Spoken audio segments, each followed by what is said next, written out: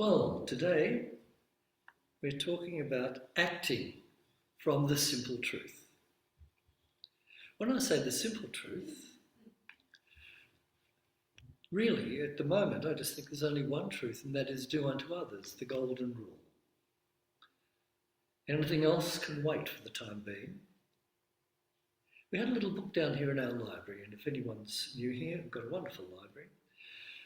And in that library is a little book, as I said, The Simple Truth. I've let it out a couple of times and I've got my own copy. It's been updated, but nothing much has changed. It's got the metaphysical interpretations of things. It's like a mini metaphysical Bible dictionary, which we've also got down there. The chapters are shorter and offer explanations of fundamental spiritual subjects, like the nature of God, spirit, soul and body, the law of cause and effect, love, prosperity, and more. Is a simple explanation possible? And here's where I get very zen. Maybe yes, maybe no. I'll start with the statement we often use. There is one presence in the universe and in my life, God. And in the book, The Simple Truth, the authors put it this way for a start. We have three in one, spirit, soul and body. Our spirit is unchanging and it's divine, the divine aspect of us. Our soul is our mind and emotions, the changeable part of us. And our body is a vehicle through which God is expressed. Now, there's a challenge for us. Is it the same body we had when we were 20? And how things used to worry us then. And as we got older, and in the new magazine we've got here, Judy Collins, I don't know if you know her, she's a singer, she had both sides now. She's 86. And great article on how you live with this body temple we're in at the moment. And how to keep energising and healthy and fit. And I came across two sayings. We all know the one, use it or lose it. I'm not going to say that one, but first of all, functional fitness is an important one. That's Reverend Rhonda Murray. And there was another one there, which it'll come to me soon. Now, the quickest way to find God is by using our mind to look inside our body temple. You'll hear me repeat a lot of these things from time to time, but they're just put in such a wonderful way, there's no need to change them. Most of you would have read Autobiography of a Yoga by Yogananda. Has anyone heard of Yogananda? Yeah. Good, okay. In that, within your physical form is a secret door to divinity. Hasten your evolution by proper diet, healthy living, and reverence to your body as a temple of God. So that's covered everything. Wherever we are, we still have to look after this particular body we're in at the moment. And it's probably easier to do now with the help of way people know about herbs and medicine. There was one group who wouldn't take medicine because it was against their religion. But I think, well, God invented doctors, invented medicine. So take it until you can get the real thing happening. Keep you going. Give you time to store up more treasures in heaven. But eventually we have to learn how to go inside and look after ourselves. This power within us, call it what we may, and if we call it anything, we're limiting it, is harmony in all its creation, and everything moves in line with infinite intelligence. We see it in nature, the constant changing of the seasons and the movement of the planets in the solar system. If it were not so, this cosmos would be chaos. And I was watching on Facebook the other day the earth taken from the moon, that beautiful, pristine globe. It was just amazing to see. And here's us people like little ants bombing that, doing this and all this sort of stuff. And you think, for goodness sakes, how blessed we are to have this planet. So the vast existence is a great orchestra. There is no conflict, no division, no disharmony at its source. Now I have a slide right. I've been very busy this week. So this one is from Melinda E. Kramer. She's part of the New Thought movement, and she's a divine science minister and the founder of Divine Science, but she also went alongside Charles and Myrtle Fillmore and quite a few others that started these New Thought centres here around the world. And I see Dr. Ian Ellis-Jones there, who's done a lot of work on all this subject over the years, and still online, I believe. And the International New Thought Movement Day is coming up very, very soon. I find, though, that the time zones are a challenge for me these days. I'll read what it says. Any seed contains the form and potentialities of the complete plant before growth begins. So, knowledge is the essence of our nature before our development in knowledge is started. So the process of revelation of truths new to us comes from within rather than from without.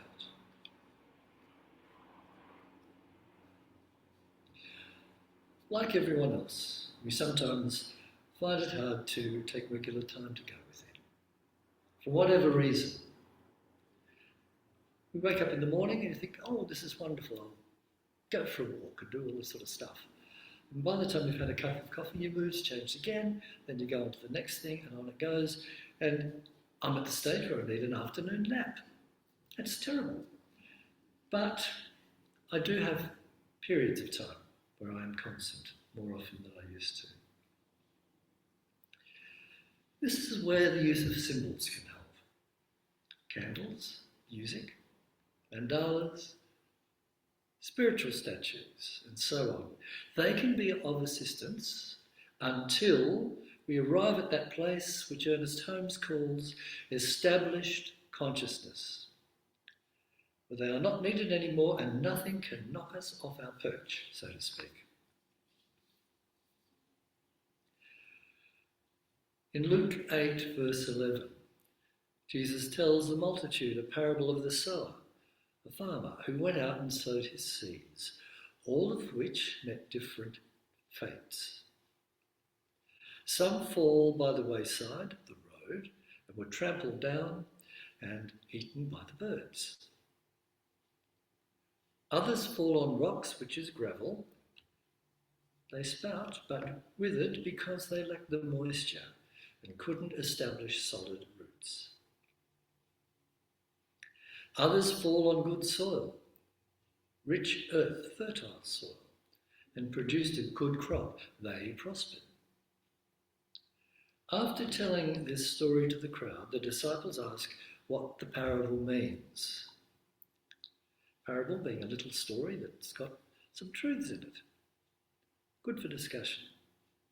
We learn all about them, as some of you are going to find as we start the road to ministry. Different parables for different subjects. Jesus explains that those along the way, or the wayside, are the ones who hear the word of God, but then the devil comes along and tempts them away from practicing or demonstrating living the word. Now there's that word devil. Spell it backwards, it means lived. So, something in that. This being a symbol for those negative thoughts, thoughts of fear, judgment, anger, greed, limitation, which crowd out those inner words. Now, the rocks are those who are happy to hear the word, but they have no grounding to hold them to the truth that's been imparted. They believe for a while, but in times of adversity they fall away and go back into the old routine. And how easy is that? Because that old routine is guarded by Pharaoh. The solar plexus world, represented by Pharaoh, doesn't want any new ideas, Moses, coming in. It's happy, but there is a way to control it. The seeds trapped in the thorns are those who hear but become entangled by life's worries. And isn't it interesting, in New Thought, we program things we want, but when we get it, are we happy? We're always wanting something else. So they do not mature in the wisdom of the word. In this case, it is not inner fears or worries, but those of life or environment. I'll put in brackets, glamour. Now, the seeds that fall on good soil produce a good crop. These hear the word, in inverted brackets, and hold on to it. Seed thoughts, cultivated in a nurturing environment, producing good outcomes in the conditions that are outpictured in their lives. They're being demonstrated in their lives, so the truth is working for them. And here's another humdinger. It is in our consciousness, not in time, that we become aware. How many times have we looked back through our old books, especially the early metaphysical ones I had, which some of you may have, and I've underlined this. I think when I was about 30, I underlined that, a couple of pages, that. I pick them up now, in my late 70s, and think, oh, I can underline that, and that. What did I miss? So I must be growing a little bit, but I still haven't underlined the whole book. Probably won't this lifetime. It's in our mind, not in any particular place as well, that perfection will be realised. We could go and sit on a mountaintop, but that mightn't be our scene. We might find we want to go to Bali, to a retreat. You mightn't even get it there. But you might get it when you're sitting having a quiet cup of coffee out the back. This has to come before that. It is one step at a time. That's why we have to be patient with the younger ones, like my parents were patient with me. I remember the top 40 came in the 50s or 60s. And we all know some of them, I don't know about you younger ones, but there were some ridiculous songs. And my father used to say, get that rubbish off. And I think it was, things like the Purple People Eater, Who Wear Short Shorts, and all those sort of things. But that had to happen before this happens. Spirit will use whatever it takes to express more and more of itself. And I have a little poem from him up on the screen somewhere. Here we go. I hope you've all got a book of Rumi's poems. There's so much wisdom. I died as a mineral and became a plant. I died as a plant and rose to become an animal. I died as animal and was human. Why should I fear? When was I less by dying? Yet once more I shall die as a human, to soar with the angels blessed. But even from angelhood I must pass on. Everything except God shall perish. Everything begins and ends in spirit. I don't know if any of you have got the Rubaiyat of Omar Khayyam. There's another poet. Have you? Isn't it wonderful? Some of the verses in that, you don't get them until you've lived through certain experiences. It's right by my bedside, that book. And continuing on, Gautama Buddha wrote, nothing is lost in the universe. Everything is continually changing, whether we like it or not. And all these things are following the universal law of cause and effect. So to sum up, there are cycles of success when things are going well, and cycles so-called seemingly failure. Well, we have to let go for the new to arise, and that's not easy. I took a whole bunch of books to the op shop. 2 weeks later, I get a whole bunch given to me. And this goes on and on and on, but they're different books. There's 1 or 2 that I liked. And being a music teacher for 40 years, my library was just, I couldn't find anything. I really will have to do something about it.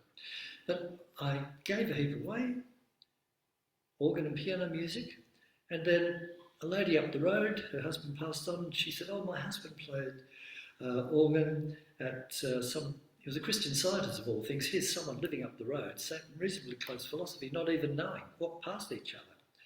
And that was an eye-opener. So she invited me to her place, and in her house, a beautiful big full-size grand piano, probably 300 yards away from me. And I got 5 boxes of organ music. Anyway, I found out that there was a chap who, it's a small world, Linton, one of the producers from a show called The Sullivans. Can anyone remember that?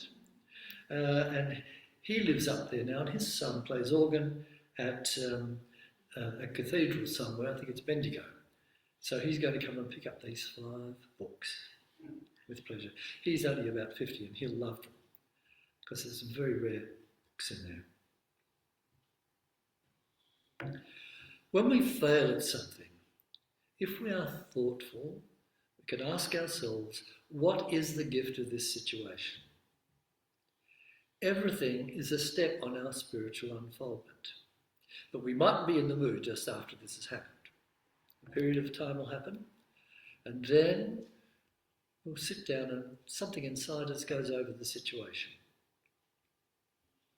And as Buddha said, try not to dwell, don't dwell in the past, don't dwell in the future, think of now, because if we think of all the stupid things I've done, I'll just sort of go and retire somewhere and never be seen again in public. But they weren't that bad, but at the same time, we do stupid things. But that's all what we're here for, to learn. Nothing in this world will ever satisfy us all the time. Things and conditions come and go. Some give us pleasure, some give us pain. The path isn't a straight line, it's a spiral. And we continually come back to situations that we thought we'd understood and see deeper and deeper truths from our new expanded perspective. This expanded perspective doesn't have to have angels and trumpets and hallelujah. Sometimes it's quite profound and very, very tiring sometimes and sad to look back. But we're looking back in our new state of consciousness. And we move on with the wisdom we've received. So, as in the song, the fundamental things apply as time goes by. There is nothing new under the sun, but our awareness of it. It's always been there. So we give thanks for the gift of time and use it wisely and well. Thank you, everybody, for your attention. Thank you, Reverend Bill. That was wonderful. Rumi's work is amazing. My consciousness has been greatly expanded by his poetry.